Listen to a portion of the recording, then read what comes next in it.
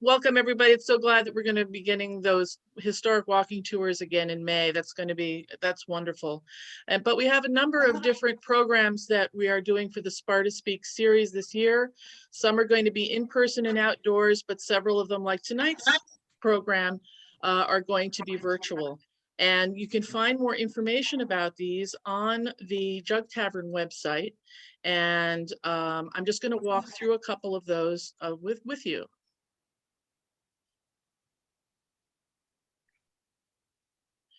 So tonight, of course, we're going to hear from Joyce Sharrock Cole. I can hardly wait, so I'm going to get through this quickly.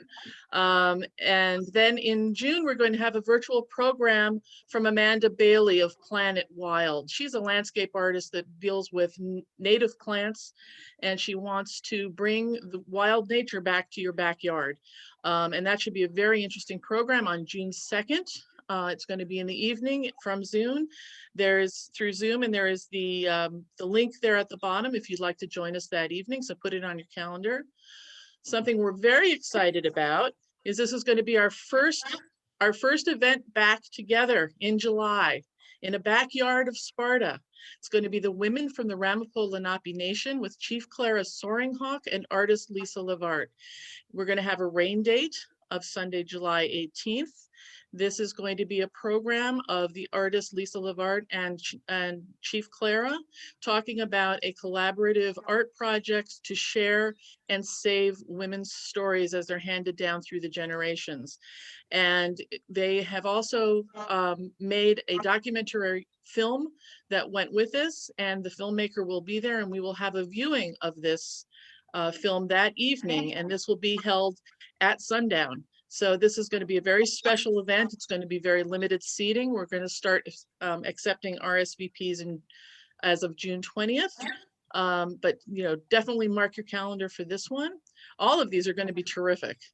Back by popular demand, we're going to have Sue Altman. She's going to talk specifically about Frederick Edwin Church and his artwork. He's a master of the Hudson River School and his contributions to that school and to landscape artists beyond. She's also going to talk about his home on the east bank of the Hudson River, Olana. I don't know if you visited it, but she's going to talk about it some that evening. This will be a virtual event. Again, you join through Zoom by clicking on this link right here, and that will be also on a Wednesday night, August 4th at 7:30 p.m.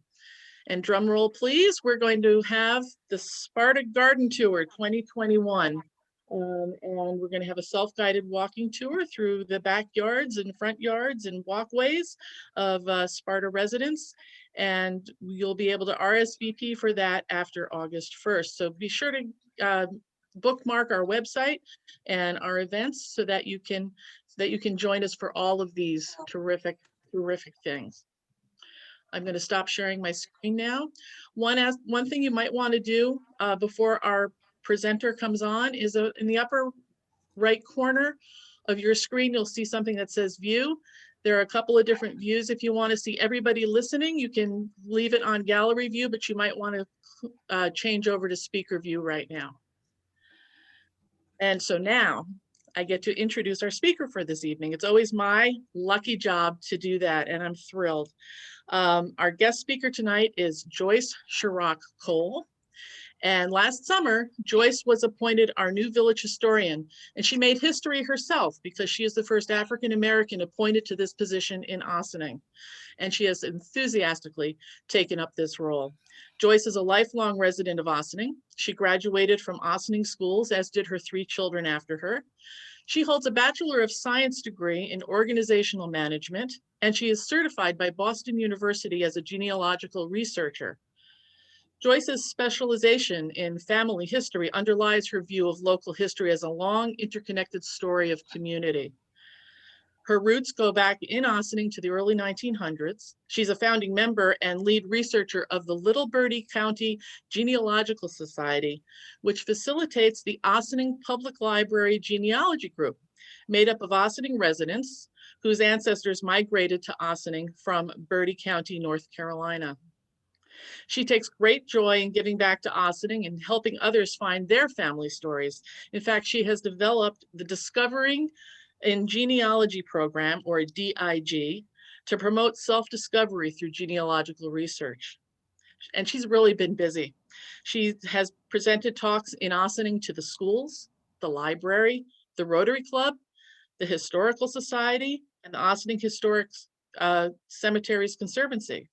This past February, Joyce made several presentations about Ossining's Black history in celebration of Black History Month. She presented her research to the Sing Sing Prison Museum Justice Talks series, and she curated a month-long exhibit at Bethany Arts Community entitled Ossining Black History and Culture, Resilience, Dedication, Excellence. Video recordings of these events are available online through the Sing Sing Prison Museum and Bethany Arts Community Facebook pages, and on the Village Historian page of the Village of Ossining website.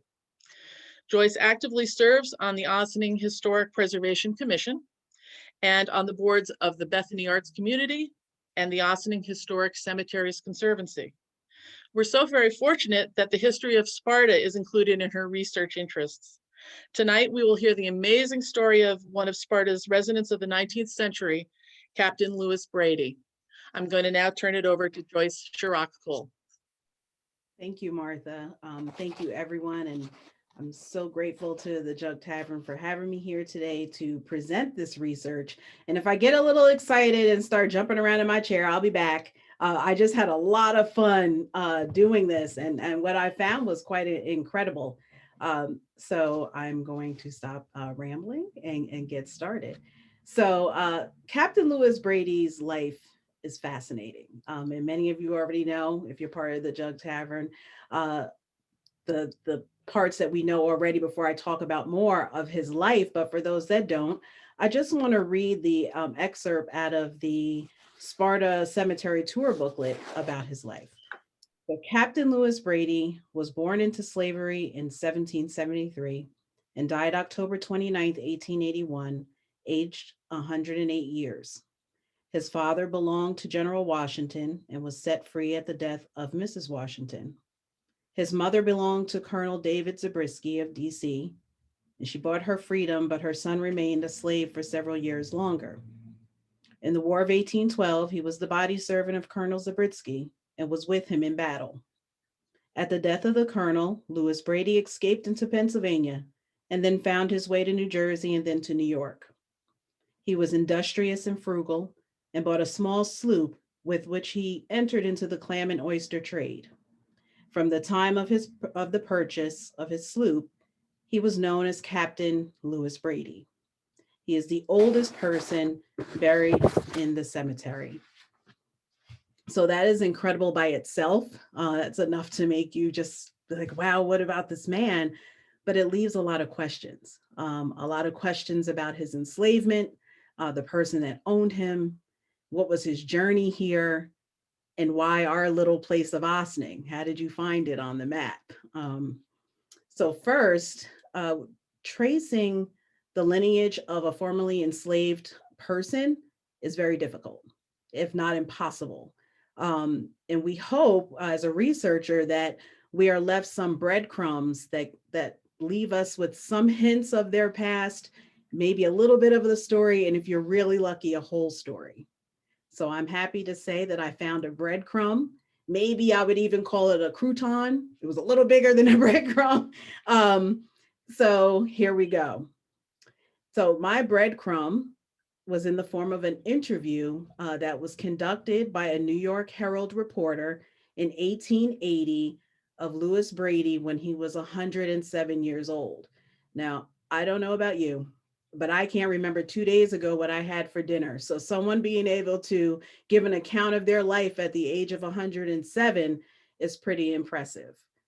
So this is an account of his life in his words, from his enslavement to his settlement here in Ossining, which is just incredible.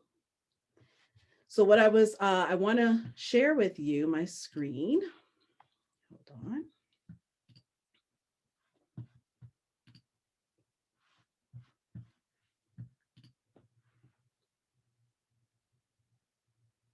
Give me a thumbs up if you all see it.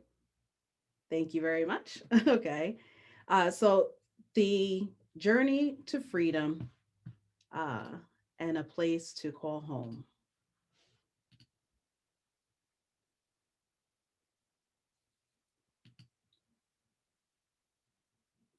So I told you I had my breadcrumb. It was this interview, and what I was most impressed about with this was the fact that we never get a picture of him. We don't know what he looks like. We don't know what Lewis Brady looks like. There's no painting of him.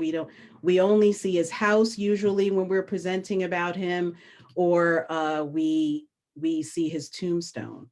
So I was so excited when the interviewer took the time to describe him physically and then talk about his character. So what we learned of him at 107 years old was he was a tall, intelligent looking Negro. And I'm still trying to figure out what that second part is. How do you look like the intelligent looking Negro? But we're going to work on that. His hair was white as snow. His shoulders were a little rounded. And I don't know if you're doing, when I read this every time, I round my shoulders. I don't know why I do that.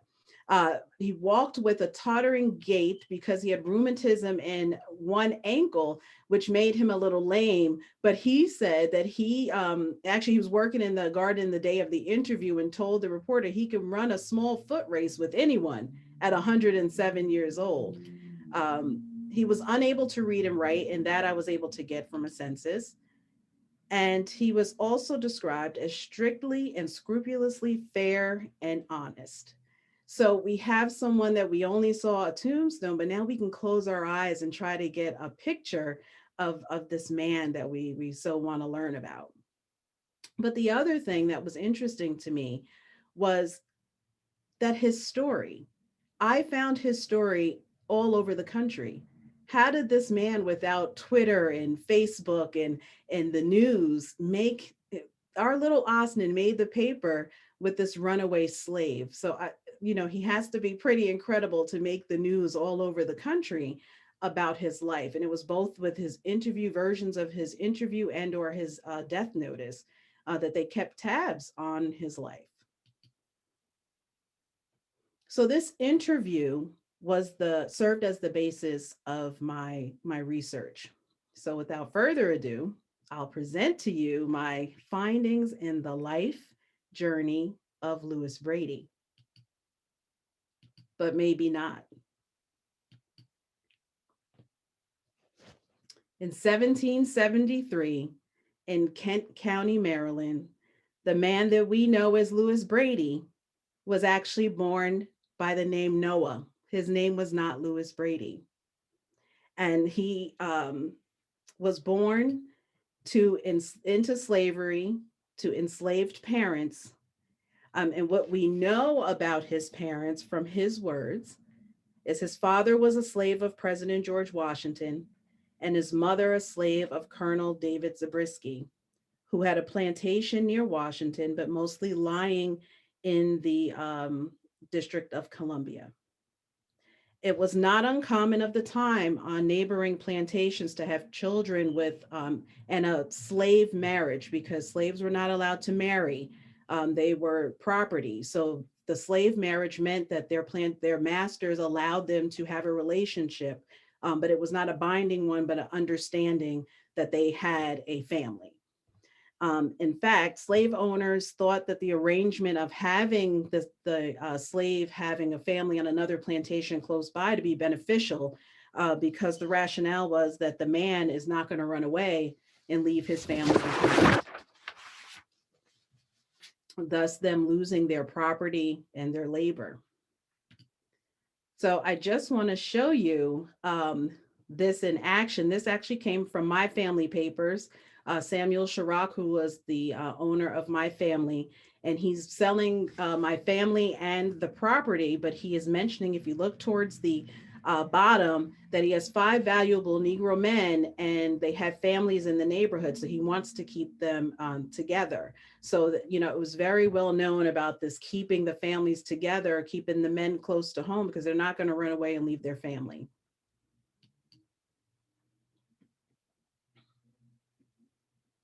So what is also intriguing to me was that his last name was Brady. And just so you all know, I am still researching. I have worked to do this with DC. Every place I talk to you about, I've talked to their lands and records. I've been in touch with the historians at Mount Vernon Plantation. We've been sharing information. So I'm still waiting on more. But the fact that he took the last name Brady is interesting to me because was he owned by a Brady, in which I did find Brady slave owners next to Mount Vernon, but he did not keep the name Zabriski. But there were Brady slave owners in Kent County, but it's not unusual for a slave to take a different name. So Noah recounted spending time at Washington's plantation often, and he mentioned the names of slaves in this interview that he remembered. So I said, I have to fact check this. Did he really remember the names of the slaves? So he said, Bill Cook, Daddy Pumpy, and Abe Rodwell were slaves on the Washington plantation. And in searching the database of slaves at Mount Vernon, he was absolutely correct. Bill Cook, there was a Bill. There were 5 slaves by the name of Bill or Billy. There was a Pompey. There was only 1 slave named Pompey, and he was listed as 25 years old in 1771. He was at the Brick House Plantation and owned by George Washington and John Parke Custis. And Abe Rodwell that he mentioned, there were 5 slaves named Abraham. So this 170-year-old was doing pretty good with his memory so far. And it was likely that he spent so much time at Mount Vernon because he was probably hired out to work the plantation, and the payment would go to his owner, or he was there if his mother was working. In 1799, I want us to really, when I bring up the ages, the years, pay attention to the age of what he's doing as we go along. So at 26 years old in 1799 is when George Washington died. He was not at the plantation that day, but he recalled the procession.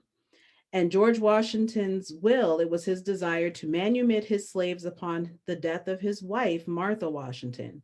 However, she was not comfortable waiting for the slaves to wait on her death to be free, so she freed them earlier in 1801. Noah's father was freed from slavery, which proves to us that he was solely owned by George Washington and not a dower slave of Martha, because she did come into the marriage with her own slaves. Shortly thereafter, Noah's mother purchased her freedom from Colonel Zabriski. However, she was not able to buy Noah's, so he remained in slavery with Colonel Zabriski. And at this time, I cannot find evidence of Colonel Zabriski's property, but I am awaiting records from DC on such.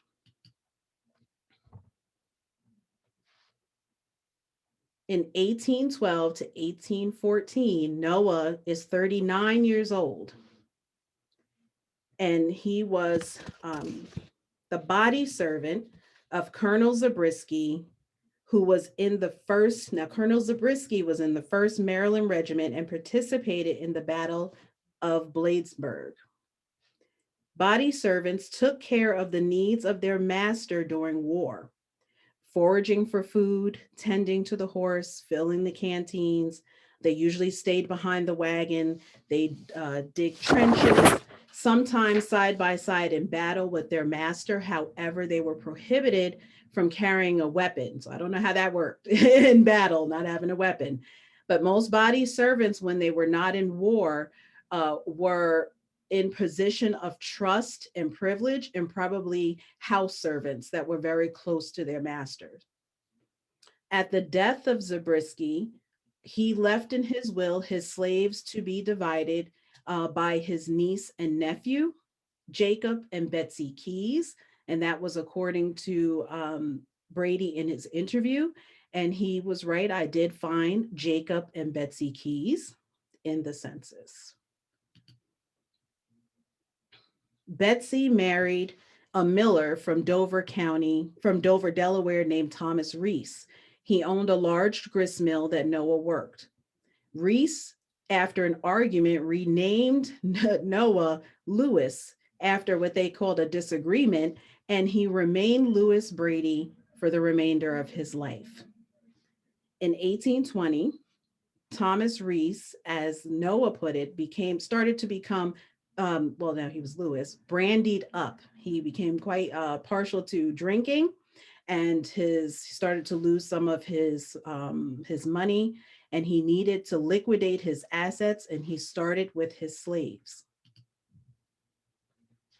Lewis was sent on a regular basis from the grist mill to deliver flour to the local tavern. So on one particular day, he was taking flour to the slave depot and tavern. They were connected, owned by a man named Jacob Bidwell, and I did find Jacob as well.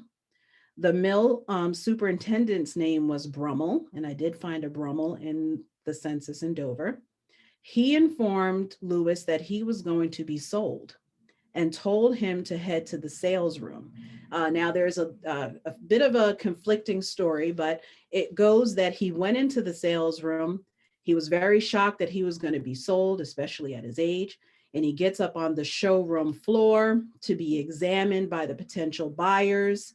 This is an actual dealer and sales place and slaves. And he gets on the showroom floor and he passes out as they look for him. They look at him to evaluate him. So they get him up and they send him home and tell him he's going to come back the next day to be sold. So he gets back to the plantation that he was enslaved at and collected his belongings. And in Lewis's own words, he said, "That night I lit out and I never went back again either." Lewis Brady.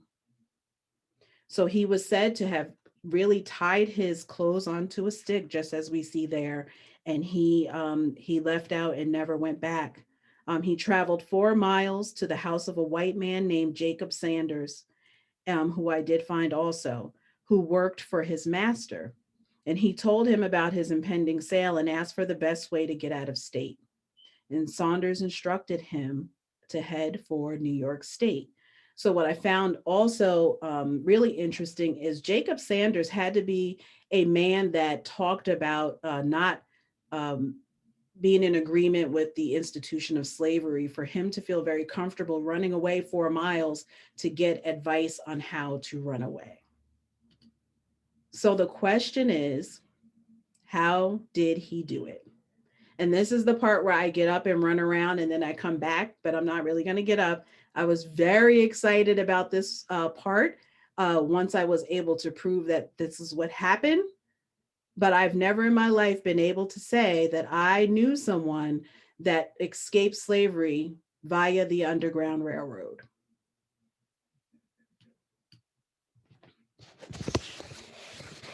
His first stop was Chester County, PA. He wintered with an old Quaker preacher named Jesse Kersey. And Jesse Kersey, as I said, was a preacher and he was a potter. He was well known for those two things and being one of the most prolific speakers of his time. He spoke against the evils of slavery openly. In 1814, he visited the South in relation to the cruel and unrighteous system of American slavery and the mode of deliverance from its terrible consequences, having opportunities with the President of the United States and other distinguished men, and holding meetings among the people of color and others. He described slavery as one of the greatest evils that ever the spirit of delusions has succeeded in imposing upon mankind. Just a few years later, he helped Lewis Brady by letting him stay and work his land until he moved to his next stop. So Jesse Kersey was his first conductor on the Underground Railroad. And you see right here, he started in Chester. His second stop was in Bucks County, Pennsylvania, with a man named Lukens. So when I went to go try to find any Lukens in Bucks County, I found them and they were also Quakers. He worked the summer for the Lukens family, and he saved his money. And the Lukens family were in the Society of Friends, and found also in documentation with Jesse Kersey. So there was the connection. And as I started to see this, it started to make sense because Chester County was where Harriet Tubman, that was like the hub of the Underground Railroad. But a little later, Lewis Brady was moving a little closer to the beginning because it started in 1800. So I'm awaiting some more records from Bucks County on the Quaker meeting minutes to see if I can find more about Lewis in there. So from Bucks County, he moved on to Trenton, New Jersey, then to New Brunswick, and he tried to get on a vessel, but the captain would not take him.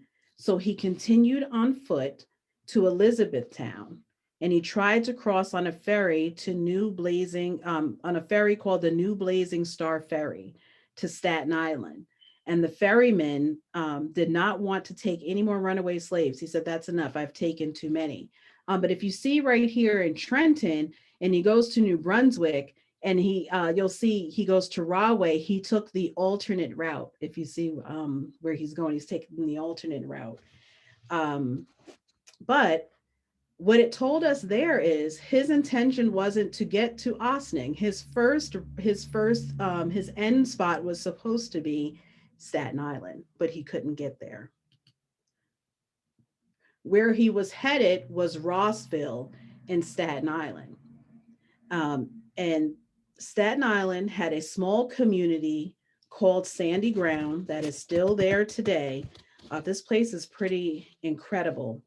It's free and self-emancipated Africans, and it's comprised of Black oystermen who had fled Maryland and Virginia, came to the island to harvest oysters in Prince's Bay on the island's south shore.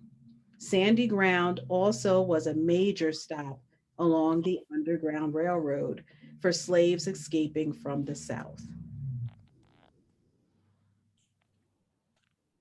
In 1828, Lewis was now 55 years old. So if we're paying attention, he's not young, and he's running here at a very advanced. He's at an older age that he's running and doing this, and he stayed in Rahway for about 2 years or so. So 1828, he's 55, and he's in Tarrytown. So he went to Tarrytown first. That is where he met and married Sarah Ann Thompson, who was considerably younger than he. I think he had her about almost 40 years, which was not uncommon of that time. Sarah was born in Tarrytown to her parents that were also in Tarrytown. They had 3 children, Mary M., John W., and Anne Elizabeth.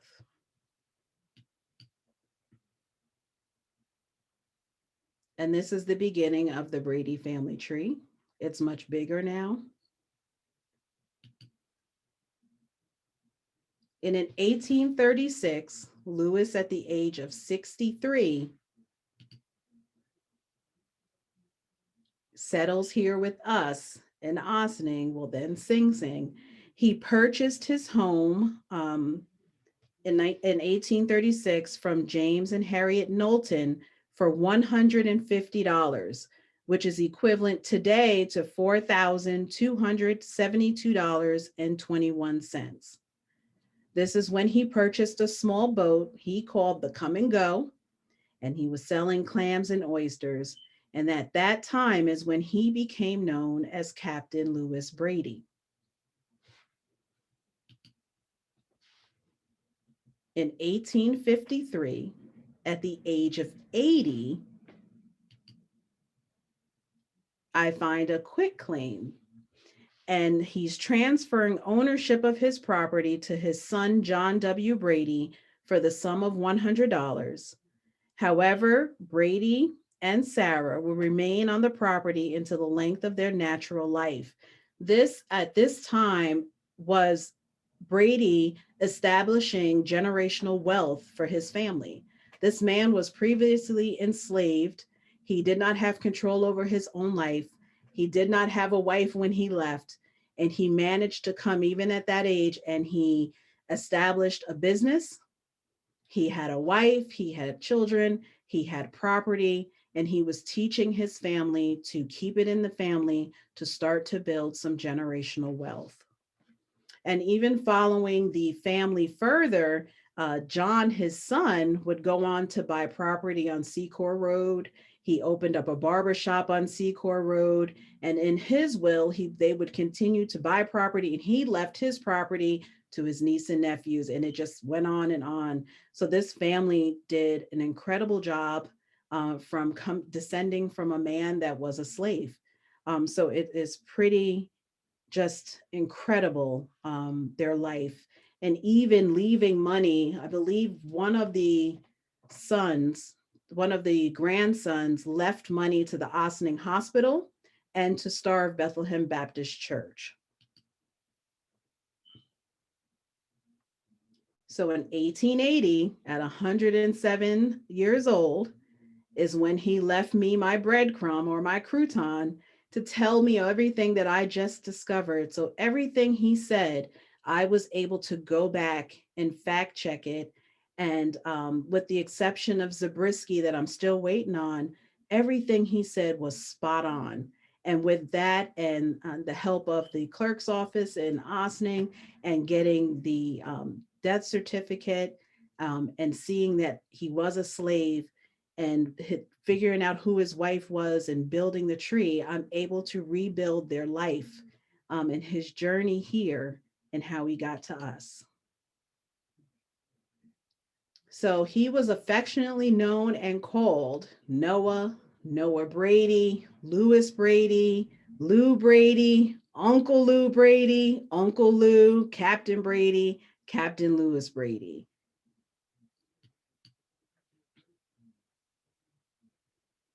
So in 1881, at the age of 108 years old, Lewis Brady passes, and we all know this tombstone in Sparta Cemetery. Now we know more about his life and how he got here to us. This story is pretty incredible. And he said, the death notice said he died of old age, and he was said to have left the house the day before his death, and he fell. He laid outside for several hours before being found. I just want to give credit to Sparta Cemetery for giving him credit for being in the War of 1812, if you see the flag and then the medal, because body servants were not credited with service because they were not considered to be in war. They were fulfilling their duties as slaves to their masters. So I think that it's pretty awesome that that he was given credit. So in light of everything we just heard, even them saying that he was an awesome person, a man of great character, it said in his in one of the death notices, it is to be hoped that he has gone where all the good darkies go. So the sentiment is still the same, no matter how much this man had accomplished in 108 years, that the last thing that they would say in his death notice and just in White Plains was, we hope that he has gone where all the good darkies have gone. So I leave you with that and this incredible life and legacy that this man has left. And I would, I'm really pleased to announce that in building his tree, I was able to find living descendants of Lewis Brady living in White Plains. And they had no idea about their legacy of him. And I was able to deliver their history back to the family. So thank you so much for listening. I hope that you learned something new about Lewis Brady. I was really excited. I've always heard about the Underground Railroad, but it's different when you've actually followed someone's path using the Underground Railroad to come to our very own village. So thank you for listening.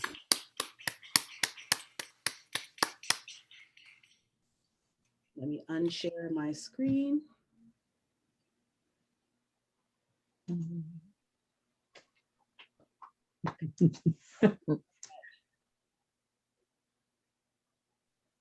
Thank you so much, Joyce. That was amazing. That was amazing how you found all that information. I had one question. I know that you're waiting for information to come back from other locations about Colonel Zabriski and from Washington. I know that you've done a lot of this research like in the last year, right? Yes.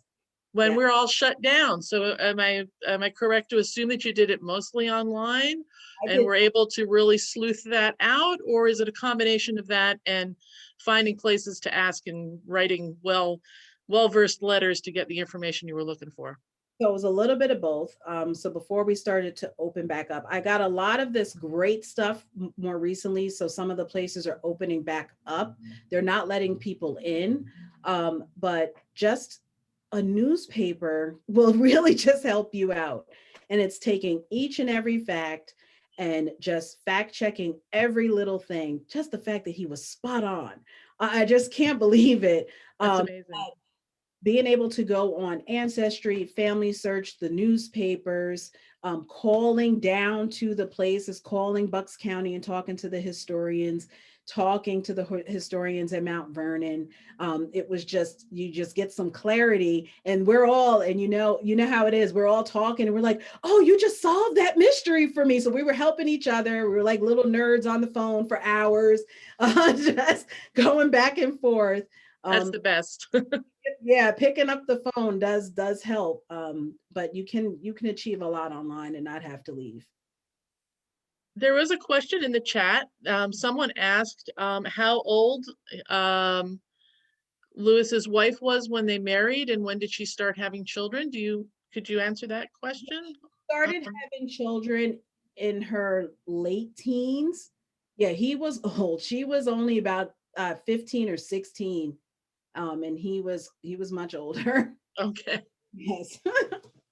And it sounds horrible now, but of that time, that happened quite often.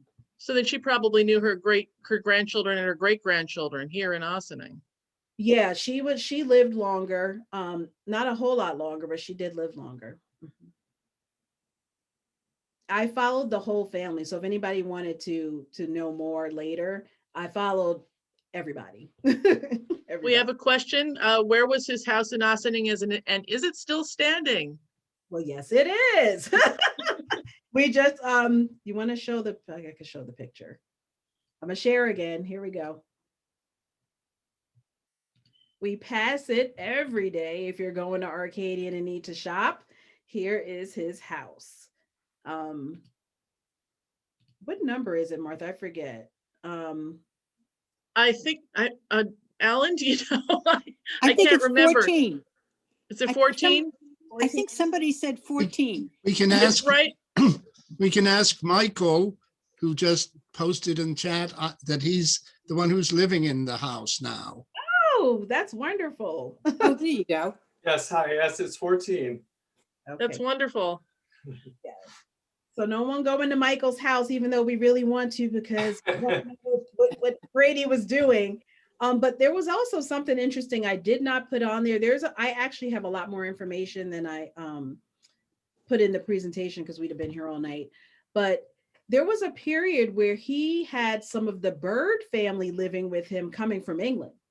So I just found it really interesting that this man, that the community was comfortable enough to not get angry with a white family with this formerly enslaved Black man, and them staying in the house. So I thought that was pretty incredible and interesting information. And the house is it that big? Is it big enough, Michael? Michael, I'm all on you now. I don't know where they would have gone. It's about 1,100 square feet.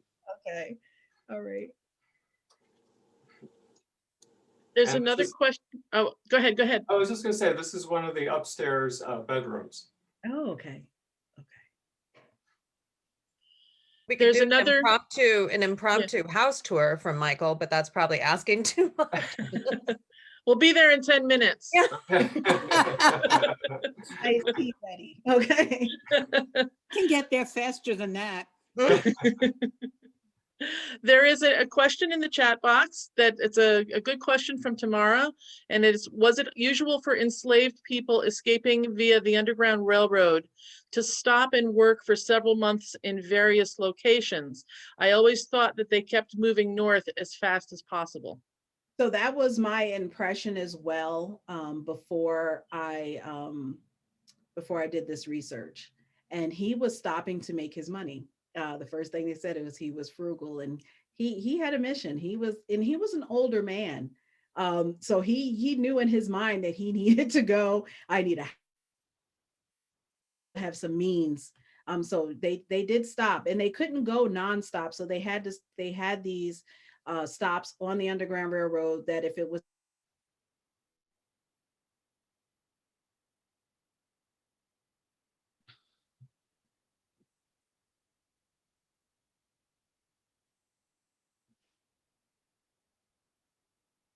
Martha, are you frozen? I'm not frozen. Okay. I think you just unfroze, maybe. Okay. Or Dan, yes, I am Sonny Sharrock's cousin.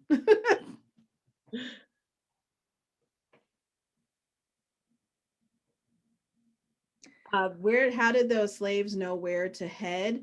That was the conductors were helping them. So when he first started with the first gentleman, he told him to head to New York State, and that's how I was able to follow. He followed the train. It was so incredible. I really literally, I'm not playing, ran around in a circle when I figured this out, and I could not believe it. But each time he got to a conductor, they told him where to go next.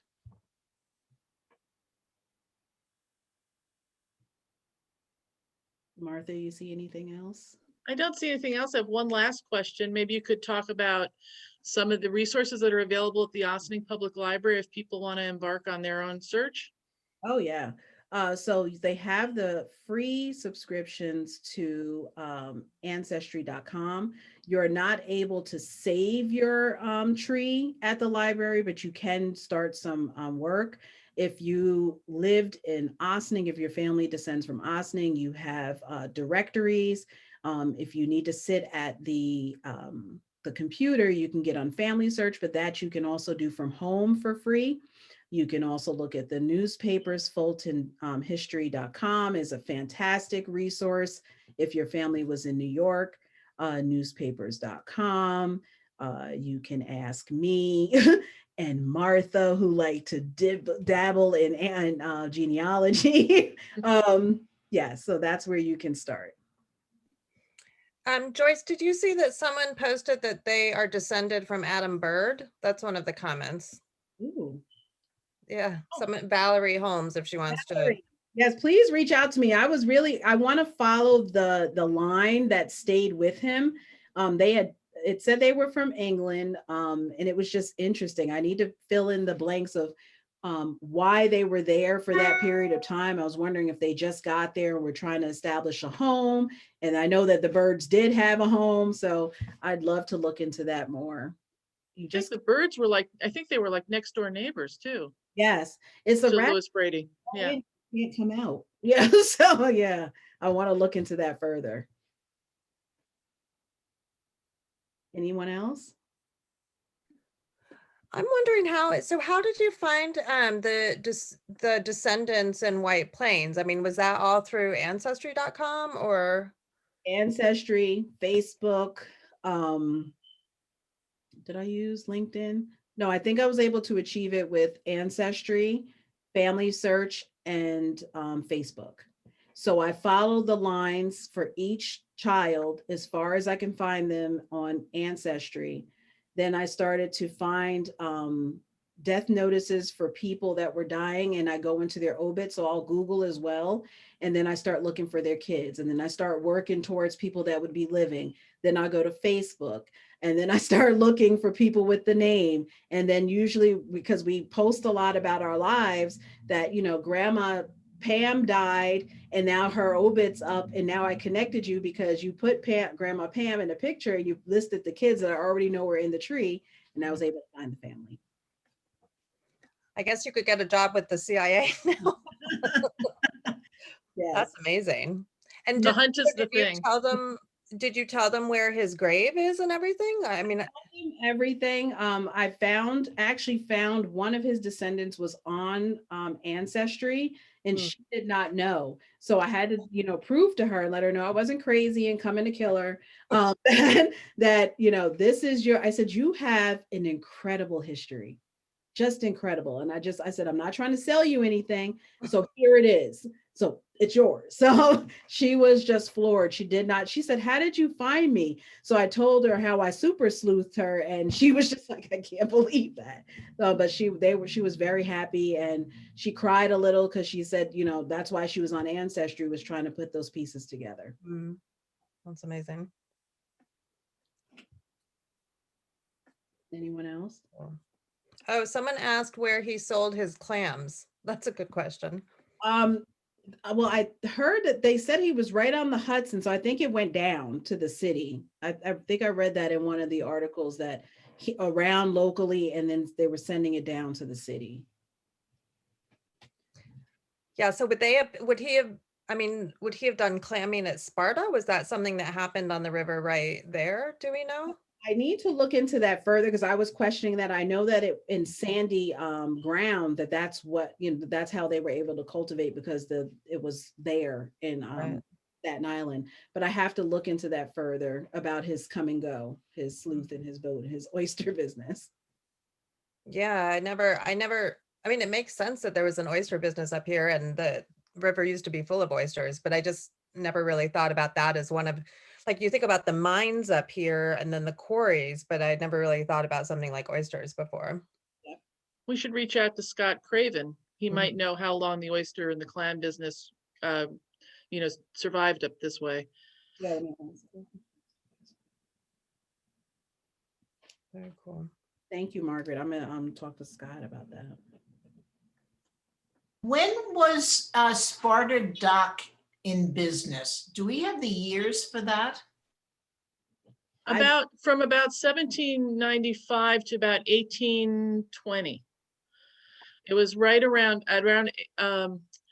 Alan, tell me if I've got any of this mixed up, but it was around 1807 that that Route 9 was moved over. And at that point, people could get to the docks in Ossining or in Sing Sing quicker, and they also had cheaper fees. So there were a couple of different issues that were going on that made Sparta less attractive as a dock. And then there was, of course, the coming of the railroad, which just bypassed Sparta, and it was harder to get across to the river. You have anything to add to that, Alan? No, you've got it all down. I think the railroad wasn't until about the 1830s. So the dock may have held on till then.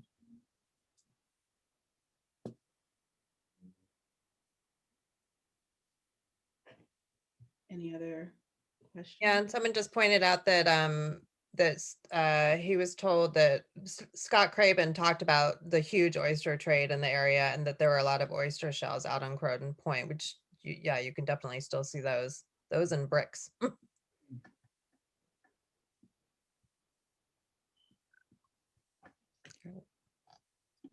Any other questions?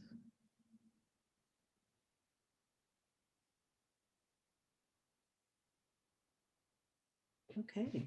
Joyce, thank you so much. This was really incredible. And I took tons of notes.